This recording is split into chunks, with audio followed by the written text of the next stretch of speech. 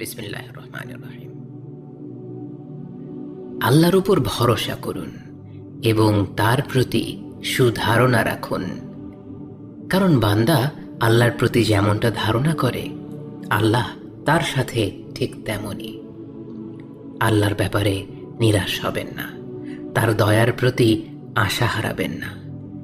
একদিন রাসূল সাল্লাল্লাহু আলাইহি ওয়াসাল্লাম মসজিদে এসে আবু উমামাকে বসে থাকতে দেখলেন।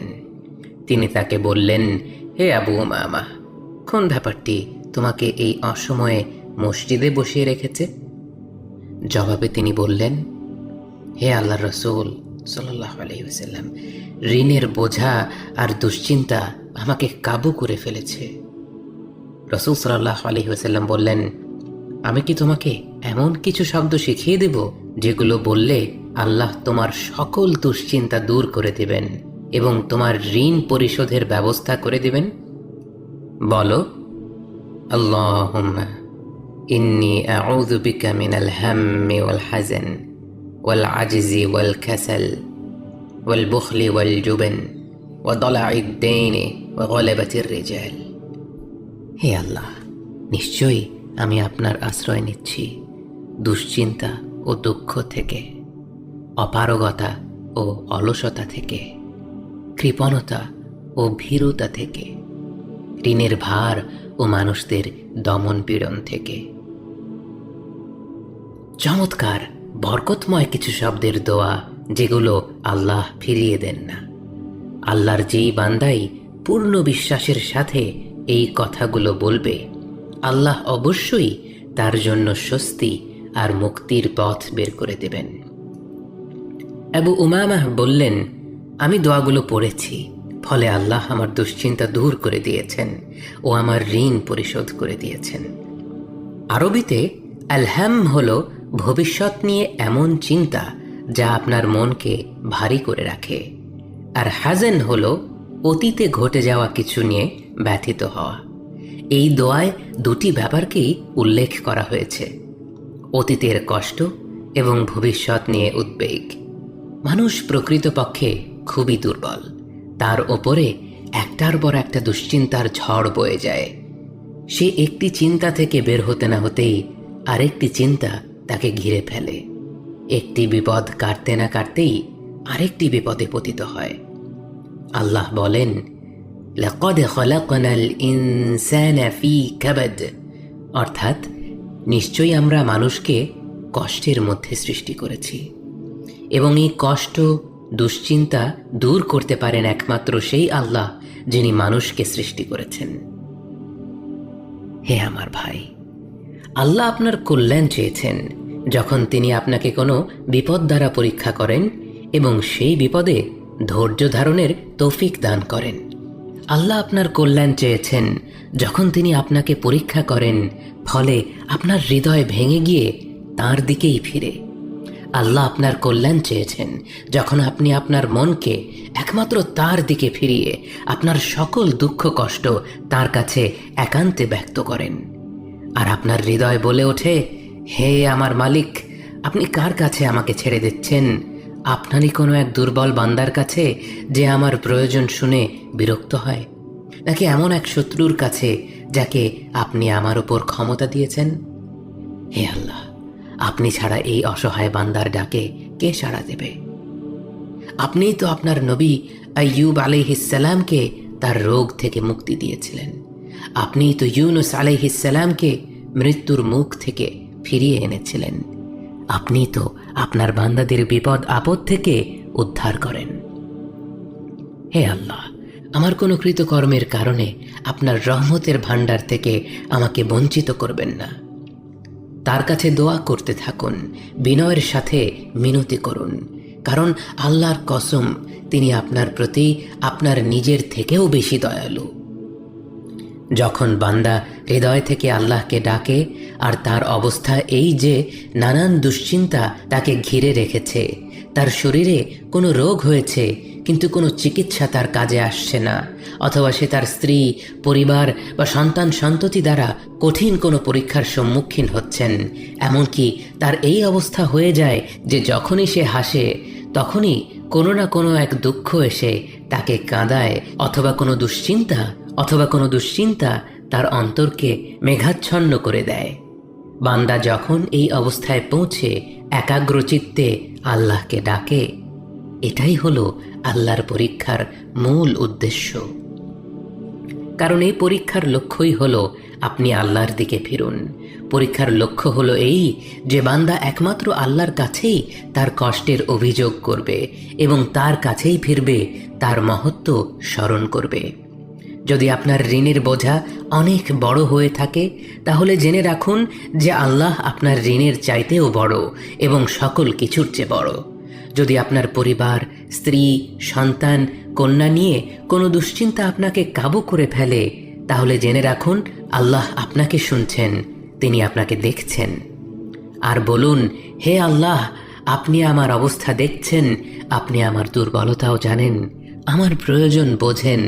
হে আল্লাহ, আমি আপনার কাছেই ফিরছি এবং আপনার কাছেই আমার কষ্টগুলো বলছি। হে আল্লাহ, আমি শুধুমাত্র আপনারই সাহায্য চাচ্ছি এবং আমার সকল বিষয়ে একমাত্র আপনার উপরই আস্থা করছি, আপনার কাছেই আত্মসমর্পণ করছি।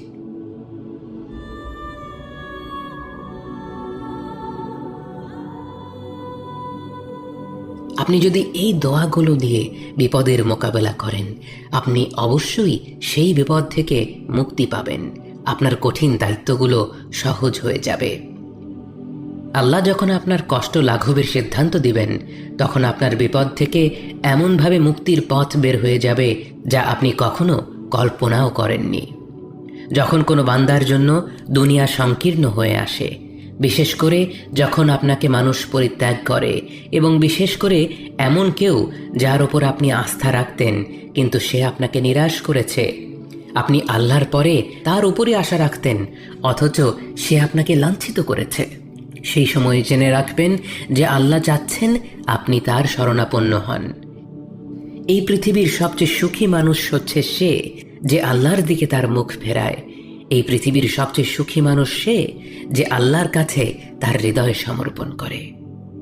ওয়ামান আহসানা দীনা মিম্মান আসলামা ওয়াজহাহু ইলা আল্লাহি ওয়া হুয়া মুহসিন।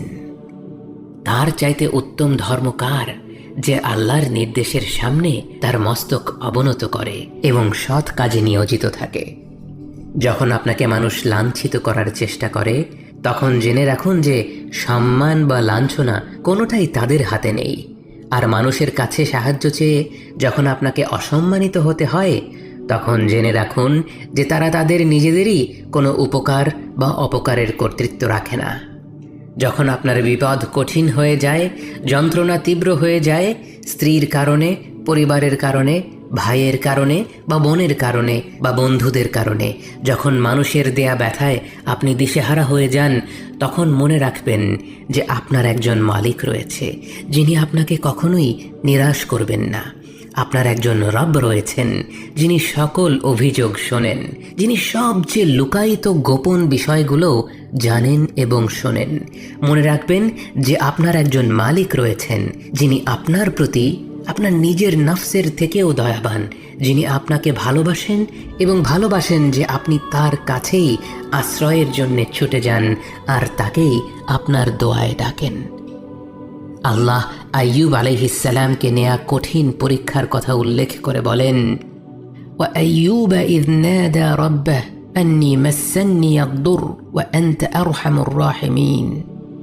এবং স্মরণ করুন আইয়ুবের কথা, যখন তিনি তার পালনকর্তাকে আহ্বান করে বলেছিলেন, আমি দুঃখ কষ্টে পতিত হয়েছি এবং আপনি দয়াবানদের চাইতেও সর্বশ্রেষ্ঠ দয়াবান।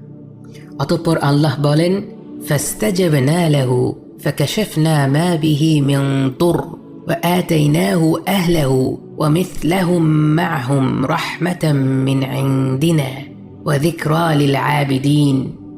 অতঃপর আমি তার আহ্বানে সাড়া দিলাম এবং তার দুঃখ কষ্ট দূর করে দিলাম এবং তার পরিবারবর্গ ফিরিয়ে দিলাম, আর তাদের সাথে তাদের সমপরিমাণ আরও দিলাম আমার পক্ষ থেকে কৃপাবশত। আর এটা ইবাদতকারীদের স্মরণ করিয়ে দেওয়ার জন্য উপদেশ স্বরূপ। কিছু আলেম বলেছেন ইবাদতকারীদের স্মরণ করিয়ে দেওয়ার জন্য উপদেশ স্বরূপ পবিত্র কোরআনে এই কথাটি উল্লেখ করার উদ্দেশ্য হলো এই যে আপনিও যদি আল্লাহকে পূর্ণ বিশ্বাসের সাথে ডাকেন, ঠিক যেভাবে আইয়ুব আলাইহিস সালাম ডেকেছিলেন, তবে আল্লাহ আপনার ডাকে ঠিক তেমনভাবেই সাড়া দেবেন যেভাবে তার নবী আইয়ুব আলাইহিস সালামের দোয়ার জবাব দিয়ে তার এবং তার পরিবারের সকল দুঃখ কষ্ট দূর করে দিয়েছিলেন। সুবহানাল্লাহ। হতে পারে আপনি এখন সুখী জীবনযাপন করছেন, আপনি আপনার বাড়িতে নিরাপদে আছেন, শারীরিকভাবে সুস্থ আছেন, আপনার দৈনিক রিজিক নিয়ে চিন্তা করতে হয় না। আর এভাবে চলতে থাকতে থাকতেই কোনো এক সময়ে আল্লাহ আপনাকে পরীক্ষা করতে চান, ফলে আপনি দেখেন যে আপনার উপর একটার পর একটা বিপদ মুসিবত এসে আপতিত হয়, ঋণের বোঝা চতুর্দিক থেকে ঘিরে ফেলে। অবশেষে আপনার সুখের জীবন হয়ে ওঠে কষ্ট আর দুশ্চিন্তার সাথে এক দৈনন্দিন যুদ্ধ। আপনার স্ত্রী অভিযোগ করে, আপনার সন্তান অভিযোগ করে, নানান উদ্বেগ, বিষণ্ণতা আর দুঃখের মাঝে আপনি ডুবে যান। বিস্তৃত এই জমিন আপনার জন্য হয়ে যায় অত্যন্ত সংকীর্ণ, আলোকিত এই পৃথিবী হয়ে যায় আপনার জন্য অন্ধকার। ঠিক তখনই জেনে রাখবেন যে একমাত্র আল্লাহর প্রতি দৃঢ় বিশ্বাসী আপনার জীবনের সংকীর্ণতা দূর করে প্রাচুর্য এনে দিতে পারে, অন্ধকার দূর করে আবার আলোকিত করে দিতে পারে। আপনি জেনে রাখবেন যে আল্লাহ আপনার প্রতি আপনার নিজের থেকেও বেশি দয়াবান। একমাত্র এই বিশ্বাসটাই আপনার সকল দুশ্চিন্তা ও বিষণ্ণতা মুছে দেবে। কে আছে এমন যে আল্লাহর দরজায় দাঁড়িয়েছে কিন্তু আল্লাহ তাকে তাড়িয়ে দিয়েছে? তিনি তো সবচাইতে উদার, মহা দয়ালু, মায়ার সাগর।